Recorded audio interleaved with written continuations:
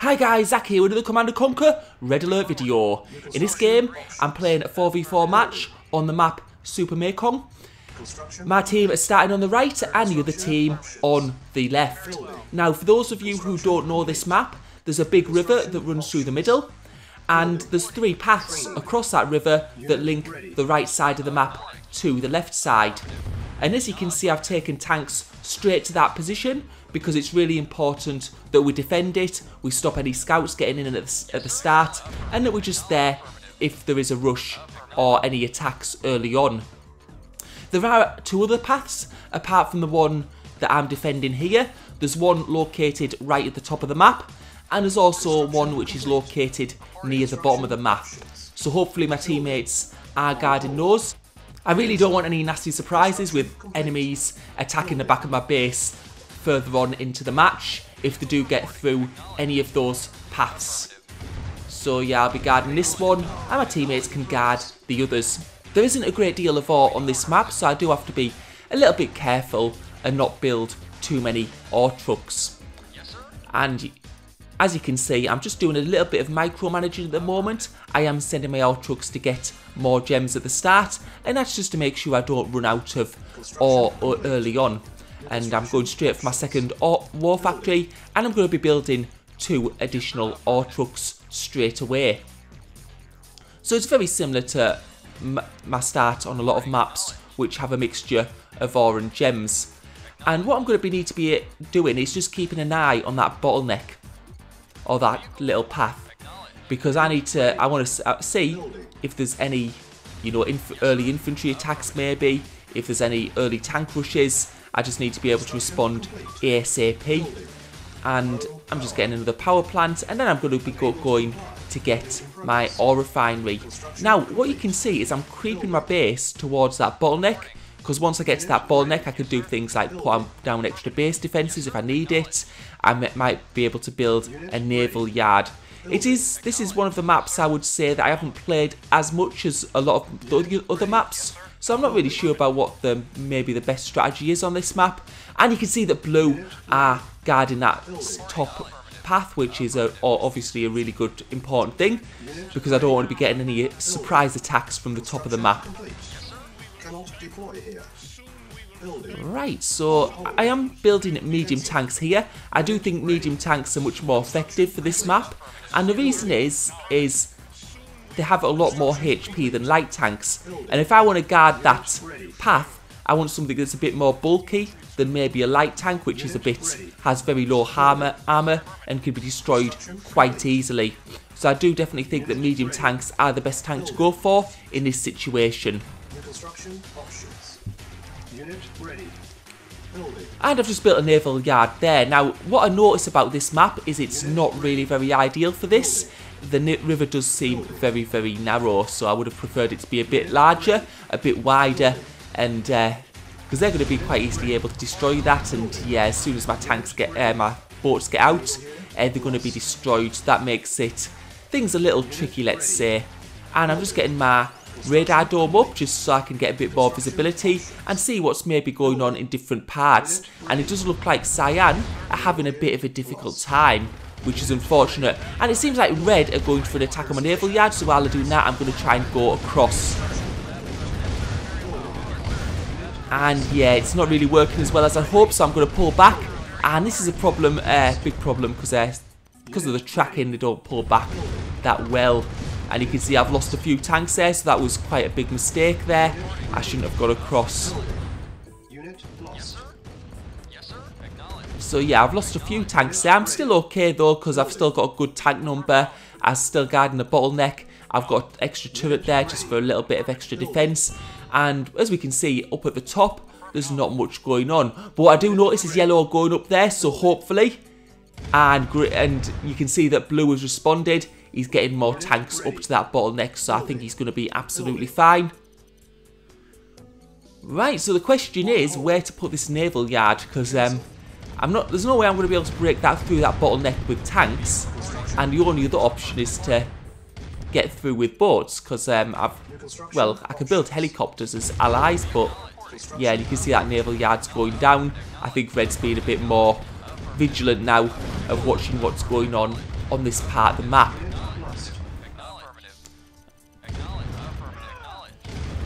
So the problem we've got is we need to get through this gap somehow.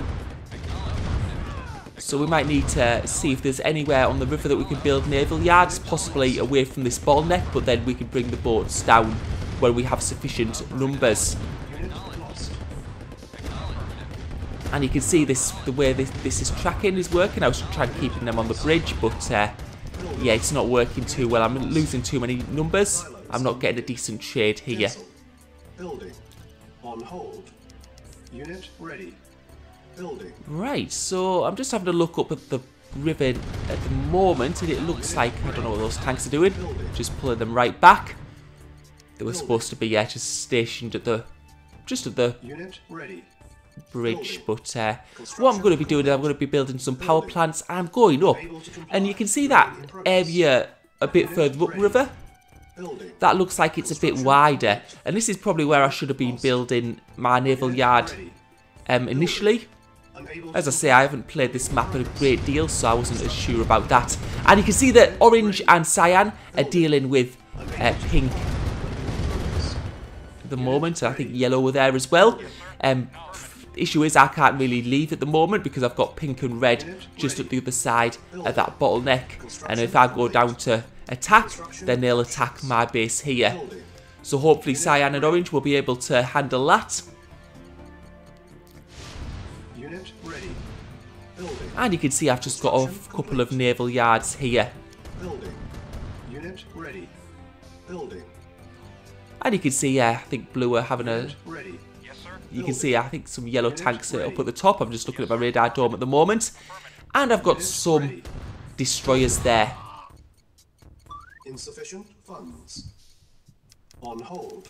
And at the moment, I'm just going to be cancelling my building of tanks because I want to be focusing more on my naval units. Because as soon as I get quite a few units there, they're going to do quite a bit of damage. And you can see I'm building an information centre. And the reason I want an information centre is I'm going to go straight for, well, I'm going to go for my radar jammers, but I'm also going to go, more importantly, for not destroyers, cruisers. Because cruisers can fire at long range. And from this position here, and you can see this gap is quite wide at this part, so this is definitely where I should have been at the start.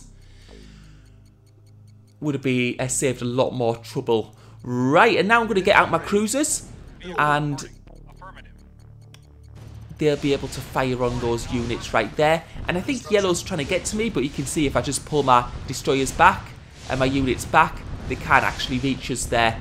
And we're getting a bit of destruction there. You can see that blue also has some units, and you can see that red has gone for our information centre. Now fortunately we haven't researched satellite at this point in time, and that was quite lucky, because if I'd got satellite, what would have happened is I would have lost all visibility over the entire map. So that was quite lucky there.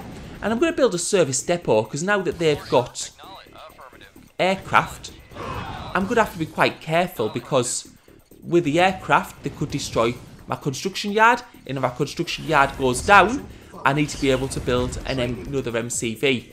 And I was quite lucky there with my ore refinery, and I'm just going to start building up some defences. I'm going to be building some rocket troopers as well. So there, I've got my service depot, which is going to help me quite a bit. And you can see those cruisers doing a real good damage on those red tanks. Now I think red are so occupied on their aircraft at the moment, they're possibly not realising that the tanks are getting destroyed at that gap. So that's quite fortunate for me.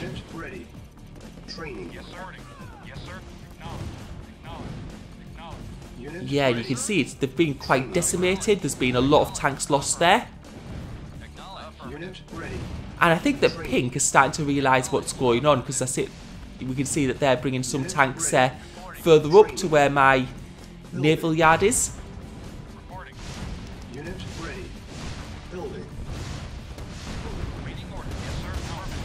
Right, I could have really done with taking them up, but you can see that pink are really struggling as well with the tanks are in real bad health, and we saw that we're doing an attack earlier on. So what I'm going to be doing is I'm going to leave my naval units there and go and attack at the bottom. Because you can see that red have got a lot of units, but they are very strong. But we've got yellow in here as well. So that was a bit, we didn't foresee that. And that's made things a little bit more tricky.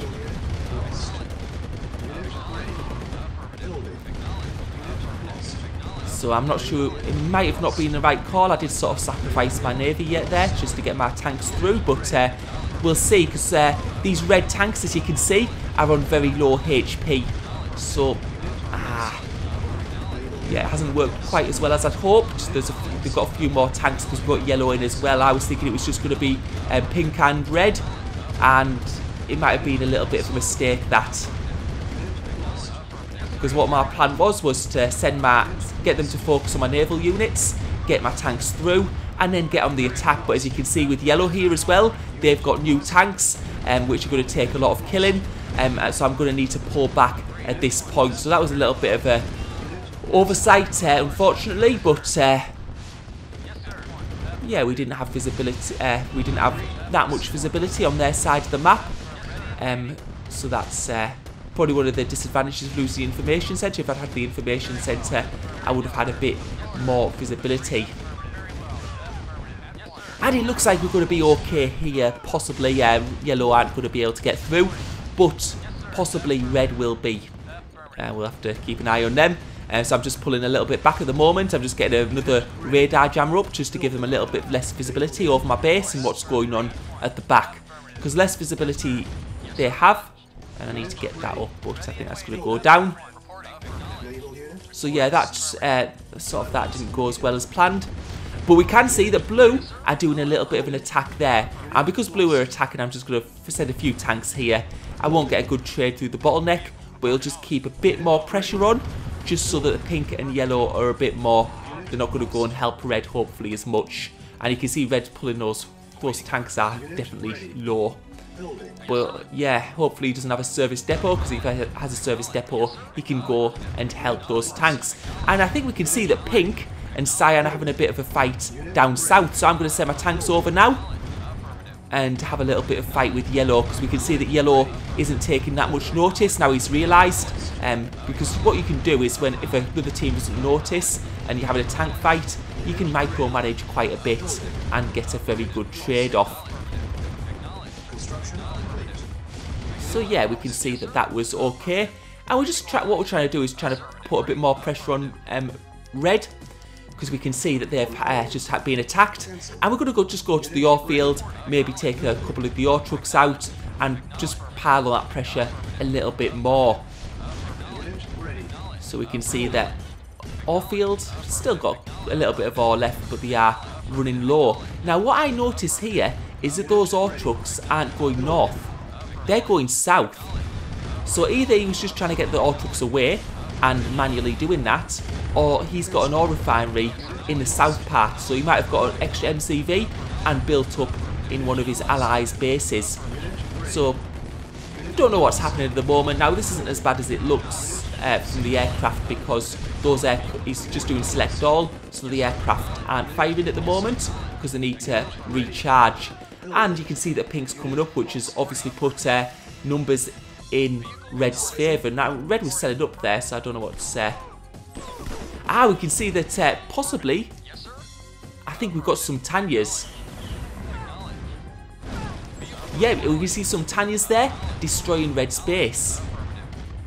So you can see that red's trying to get some flamethrowers up, but I think he's going to lose his aircraft, so that's going to be a big win for us, because those airpods are quite expensive.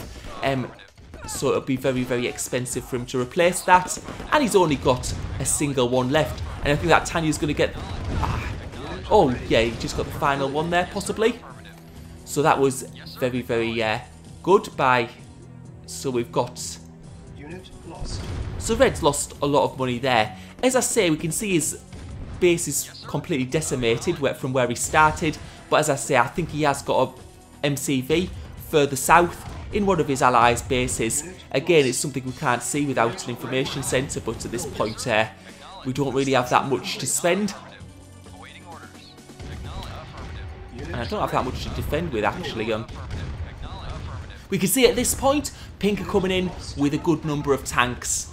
So this is going to be a hard one to defend because they outnumber us quite drastically at this point.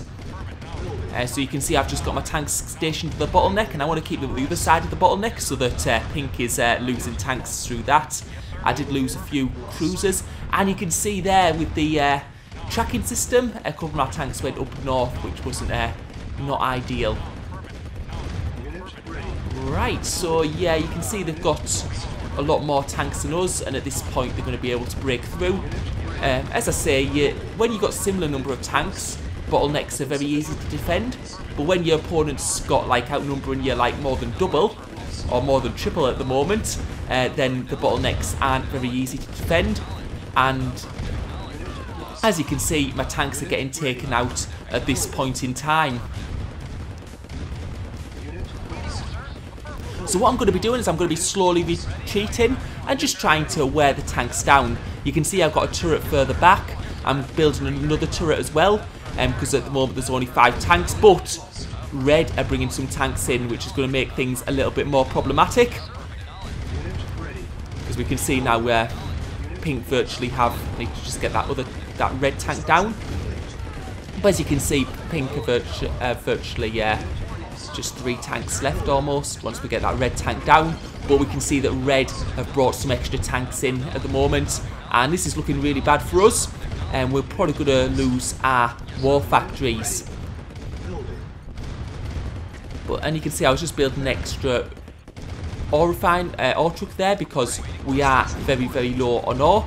And yeah, if you don't have any ore, you can't build any units. So that's not going to work well. I'm also going to be building some infantry as well. Because you can see these tanks aren't being micromanaged so much. You can see that Red's actually pulling back. And if I can just get infantry to fight these tanks, I'll be in quite a good position. But as you can see, Pink are bringing more tanks in, which is going to make things a little bit harder. Yes, they've got substantial numbers now, so I think that's about 10 tanks in my base. Well, I've got nothing to defend really apart from a few infantry and the odd tank coming out of the war factory, out the single war factory at the moment. Although these infantry are managing to take out a few of those tanks. And you can see that Blue are doing a desperate attempt on Pink's base there. And it looks like at the moment I'm somehow managing to sort of like just survive and just keep the tanks off Blue's base, who's located behind me. But yeah, so I've got that war factory which looks like it's going to go down. I'm going to get that turret down, which will do a little bit of damage. And you can see those turrets do good damage against those tanks. And he's actually going, yeah, he's focusing now down my turret. He's just realised he lost a couple of tanks there. And now I've got my infantry out, and you can see these infantry are getting a really good trade on these tanks. Because tanks are strong against infantry only because they can squash them. But when you take away the squash, then the infantry are actually better economically compared to the tanks. And you can see I'm just taking out these tank numbers. Now he's realised, so I'm going to have to scatter them as much as I can. Because you can notice as soon as someone tries to squash the infantry, they're nowhere near as effective. And now I've just got another war factory down, and I'm going to get a couple of tanks. But as you can see, at the moment, it looks very dire. We've got very little ore left compared to the other side of the map from what we can see. And yeah, we've got not much left at all in terms of tank numbers and army. I mean, there were a few mistakes made on this game. I made a mistake at the start where I built my naval yard too close. I didn't realise that the river was a lot wider as we went further up. And Blue's called good game, and it is pretty much over. Also, I had a few bad trades because I didn't have visibility of the other side. So what I'm going to do is I'm going to wind on the video because it did last for another 10 minutes because it was on Destroy All. Hope you enjoyed the video. Thank you for watching.